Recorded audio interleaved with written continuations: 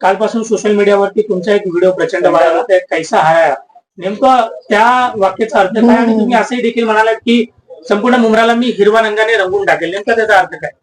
देखिए, सबसे पहले तो कैसा हराया जो था वो इसीलिए था क्योंकि दिल से खुशी हुई। दुश्मनों को लगा कि हम हार जाएंगे, हम जीतने नहीं वाले, हमारी सभी एमआईएम की सीटें मुंब्रा से वैनिश हो जाएगी। लेकिन जबकि हमने कैंपेनिंग जिस तरीके से प्लान करी थी वो कैंपेनिंग को एग्जीक्यूट किया गया। एग्जीक्यूशन के बाद जब रिजल्ट आता है और आपका जैसा प्लान हुआ होता है उस तरीके से अगर आपको आपका रिजल्ट मिलता है तो बहुत दिल से खुशी होती है। और अल्हम्दुलिल्लाह वो खुशी जो थी उसका जाहिर करने का मेरा एक तरीका था और इसीलिए मैंने उनको ये जवाब में दिया है कि कैसा हराया। तो ये पूछना और बताना उनको जरूरी था कि उनको फील होना जरूरी है। उन्होंने एक बच्ची से डर कर जो हमारे पैनल के दूसरे उम्मीदवार थे तुतारी वाले उनकी सुनकर हमको टिकट ना देकर बहुत बड़ी भूल कर दी थी। तो वो भूल उनको याद दिलाना जरूरी था। पण तुम्ही तुमच्या भाषणामध्ये असं देखील म्हणता की संपूर्ण मुंब्रा येत्या काळामध्ये आम्ही हिरवा करून टाकू. नेमकं काय तुमच्या या भावना आहे? मेरे पार्टी का झंडा हरा है। अगर मेरे पार्टी का झंडा भगवा होता तो मैं ये बोलती कि भगवा करून टाकून बट वो नहीं था। ऑरेंज कलर का अनफॉर्चुनेटली नहीं है। एमआईएम का झंडा ग्रीन कलर का है तो ग्रीन कलर है तो ग्रीन बोला जाएगा। अब इसको उनकी पार्टी से ये जो भी चीजें आ रही है आप देखो, अच्छाई जब उभर के आती है ना तो उसकी टांग खींचने के लिए पीछे लोग लग जाते हैं। तो अब 3 दिन भी नहीं हुआ इलेक्शन जीतकर और इन्होंने धार्मिक राजनीति का गेम चालू कर दिया है। तो ये रिलीजियस पॉलिटिक्स जो है इनकी तरफ से किया जाता है वही किया जा रहा है। जबकि मेरा जो स्टेटमेंट था वो पॉलिटिकल पार्टी लेवल पे था, प्योरली पार्टी लेवल का स्टेटमेंट था। उनके झंडे का कलर कुछ और है, मेरे झंडे का कलर कुछ और है। तो मैं मेरी पार्टी का ही प्रचार करूंगी। तो मैं बोलूंगी कि मैं चाहती हूँ कि मुंब्रा को हिरवा रंग में रंग दो। अगर भगवा होता तो बोला जाता कि भगवा में रंग दो। लेकिन उन्होंने इसको कम्युनल पॉलिटिकल लेवल पे लेकर चले गए जो कि कोई कम्युनिटी को ठेस पहुंचाने के लिए उसकी मेरी मंशा नहीं थी। और दूसरी बात ये कि हमारे संविधान में कहीं नहीं लिखा है कि हरा कलर मुसलमानों का है, भगवा कलर हिंदुओं का है। ये कलर बांट रहे हैं, ये जानवर बांट रहे हैं, ये लोगों को बांट रहे हैं। तो ये बांटने काटने वाली राजनीति को खत्म करने का वक्त अब आ चुका है। कम्युनल पॉलिटिक्स अपने दिमाग से निकालो। जब हमारी सोच सेक्युलर है तो मुंह से बातें कम्युनल नहीं निकल सकती।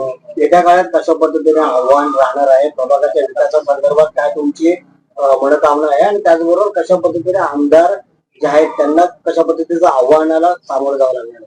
नहीं, वापस समझाने में आप जिस तरीके से अभी प्रभाग क्रमांक 30 के विकासों के लिए क्या कुछ काम करेंगे और जिस तरीके से जितेंद्र आव्हाड के विरुद्ध किस तरीके से आगे की कामकाज है वो आपकी एमआईएम पार्टी द्वारा होगी?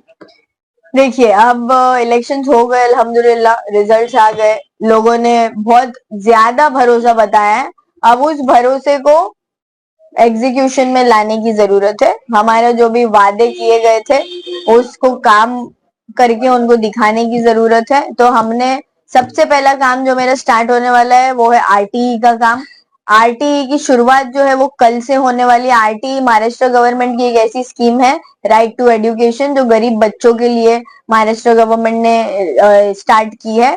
उस स्कीम पे मैं पिछले 5 साल से मुंब्रा में काम करते आई हूँ। हमारी जब उस पार्टी में हम थे उसको इसका फायदा होता था, है ना। अब आज एमआईएम पार्टी का झंडा हम लेकर निकले हैं तो ये काम इस पार्टी के जरिए किया जाएगा। काम तो मैं ही कर रही हूँ, इसीलिए मैं बोलती हूँ कि पार्टी हमको डिफाइन नहीं करती कि तुम्हारे पीछे बैनर जो है तुम पार्टी को डिफाइन करते हो। इसीलिए अपने अंदर जो भी यूथ ये वीडियोस देख रहे हैं आप लोगों को भी मेरा ये मैसेज है कि आगे आओ, आगे बढ़ चढ़कर आओ। यूथ की जो सोच है, हमारी जो सेक्युलर सोच है, हमको पता है कि देश को हमको कहाँ लेकर जाना है। ये उस तरीके से हमको लड़ाई लड़नी है, समझदारी के साथ। पढ़े लिखे बच्चे जो है वो आगे आकर के अगर ये चीजों को बढ़ावा देंगे तो हमारा देश एक बेहतर तरीके से आगे बढ़ेगा, डेवलपमेंट की ओर जाएगा। क्योंकि ये रिलीजियस पॉलिटिक्स खेल करके हमको पीछे खींचा जा रहा है, हम और पीछे जाते जा रहे हैं, जबकि इंडिया को आगे जाने की जरूरत है। तो इसीलिए पार्टी लेवल पॉलिटिक्स पे रिलीजियस पॉलिटिक्स खेलना बंद करें। जो जैसा है उसको उसके तरीके से देखें और उसके बातों के पीछे का मकसद समझने की कोशिश करें। मेरी जो है वो सोच सेक्युलर है, मैं इस पार्टी में रहूं या मैं उस पार्टी में रहूं, इसीलिए सोच मैटर करती है। तो आप इन चीजों पर ध्यान जरूर दें। अवैसी की शेरनी आगे कौन कौन से चुनाव में दाड़े? देखिए इंशाल्लाह अभी शुरुआत हुई है नगर सेवक चुनाव से, कॉरपोरेशन से।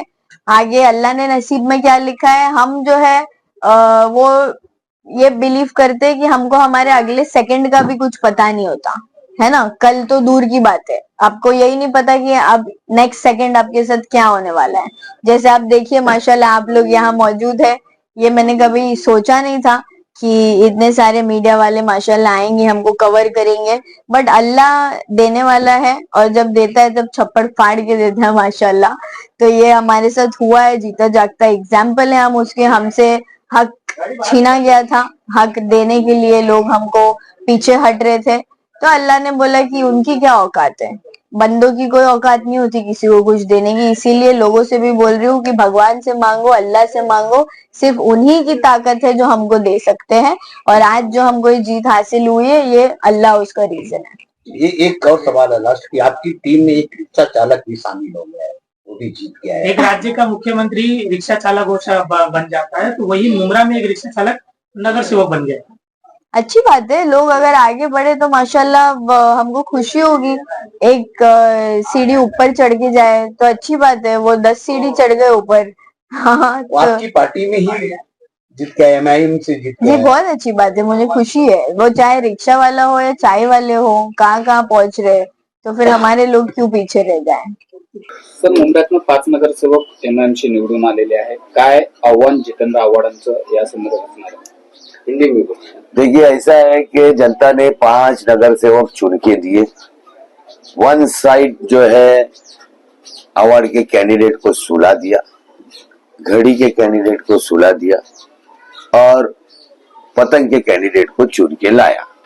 अब हमको लोगों का काम करना है, लोगों की सेवा करना है और लोगों को और ये जेजे को भी दिखाना है कि विकास किसको बोलते हैं। जो जेजे पैर मार के जमीन पे बताता है ना, कंक्रीट हो गया विकास हो गया, कंक्रीट विकास नहीं है। किधर है हमारा डिग्री कॉलेज, किधर है शादी खाना, ये सब विकास होता है जो तू करना भूल गया। तो अभी हमारे लोग करेंगे। और जितने रिजर्वेशन खाने की बात होती है, सारे रिजर्वेशन का क्या हुआ, असलियत क्या है, क्या अफवाह है कि सच है, कौन खाया है, उसके हलक में से निकालने का काम हमारे ये 5 नगर सेवक करेंगे इंशाल्लाह। जितेंद्र आव्हाडांसोबत आपली गेल्या 23 वर्षापासून चांगली मैत्री होते, खंदे समर्थक तुम्ही मुंबरामध्ये राहिलेले, नेमकं काय कारण ठरलं पूर्ण उत्पन्न विरोधात उतरण्याचे? कारण तो बेटी है, बेटी को इसने रुलाया, बोला टिकट देता हूँ करके झूठ बात करने में पूरे महाराष्ट्र में क्या मैं बोलूं, इंडिया में नंबर 1 है। इसके लिए मैंने इसका नाम जे रख दिया, जे झूठा जितेंद्र। झूठ बात, रात तक रुलाया सिर्फ वो शानू पठान की बेटी के लिए कि उसकी बेटी, एक ही बेटी मुंबई में आनी चाहिए, क्योंकि ये उसका परसेंटेज का पार्टनर है ना। परसेंटेज वाला पार्टनर को लाएगा और हमारे जैसे गरीब लोग की बच्ची लोग को तू बिठाएगा तो गरीब की आंख और गरीब की आवाज ये कोई दबा नहीं सकता। जनता ने देखी कि टैलेंटेड बच्ची, काम करने वाली बच्ची, इसको घर बिठा के शराबी, बेवड़े और जुगारी और चिराज और वो उधर पे पंटर जैसे कैंडिडेट तुमने दिया, जिसको हमने जनता में बड़ी अच्छे से पूरे 15 दिन हमने इसको चलाया, जनता को समझाया और जनता ने, अल्लाह का शुक्र है, मालिक का बहुत बड़ा एहसान है कि बात को सुना, समझा और एकजुट होकर हमारे कैंडिडेट्स को यहाँ से जिता के लाई। पुढची 5 वर्ष काय चॅलेंज असणार आहे जितेंद्र आव्हाडांना? कारण तुम्ही सरकार समारंभाच्या व्यासपीठावरनं त्यांना चॅलेंज केलेलं आहे की प्रभागात येऊ नको, अनेक गोष्टी ज्या आहेत त्या मी बाहेर काढेल. तुमचं काय चॅलेंज? चॅलेंज असा आहे का याला ना खाज करायची आहे, सवय आहे. तेच मी तिला बोललो जेजेला की तू खाज त्या तिथे कर, 32 ला कर, 33 ला कर, 26 ला पण आमच्या बसलेला आहे. जे तिथे जिथे आमचे आहे तिथे उंगली करायचा नाही, डिस्टर्बन्स करायचा नाही. डिस्टर्ब करतोय मैं इसके साथ 23 साल था ना, उसका मदद नहीं करना, इसका मदद नहीं करना, इसका फलाना तड़ीपार करो, इसका फलाना ये करो और बहुत तो ये मैं इसके आदत से वाकिफ है और इतना अच्छे से वाकिफ है, इसके लिए तो मैं इसको बराबर से ले रहा है ना। हाँ, इसको लाओ। मैं आप सब न्यूज वालों के प्रार्थना करता हूँ इसको बोलो यूनुस शेख के साथ 1 by 1 डिबेट पे आ, तब ये सवाल आप उसको भी पूछो, मेरे को भी पूछो कि मेरी बेटी में क्या कमी थी कि तूने टिकट नहीं दिया, और ये जनता ने तेरे को ऐसा चप्पल मारी कि आज पूरे 4 कैंडिडेट मेरी शहर की लहर से जिता के लेके आई। ऐसे ऐसे कैंडिडेट आ गए अल्हम्दुलिल्लाह, बस वो उनकी नसीब थी। तो जब हम 4 ला सकते हैं तो तूने हम पे क्यों नहीं किया। मेरी बेटी आईएएस का एग्जाम दे रही थी और दी, उसने एक आईएएस का एग्जाम दी है, अभी 4 अटेम्प्ट उसके बाकी है। उसको ब्रेक करके उसको पॉलिटिक्स में लाने को बोला मेरे को, और पॉलिटिक्स में लाके हमको ऐसा झुंझुनू की तरह छोड़ रहा है, तो ये बर्दाश्त नहीं करना चाहिए। बच्ची के आंख में आंसू कोई बाप बर्दाश्त नहीं करता, चाहे वो हिंदू हो, मुस्लिम हो, सिख हो, ईसाई हो। बेटी सबकी बेटी होती है। तेरी बेटी को मैं अपनी बेटी की जैसा प्यार से हाथ रखता हूँ, तेरे दामाद को मैं बंगले पे प्यार से हाथ रखता हूँ, तू हमारी बेटी को रुलाता है, जवाब मिलेगा, करारा मिलेगा जीजे।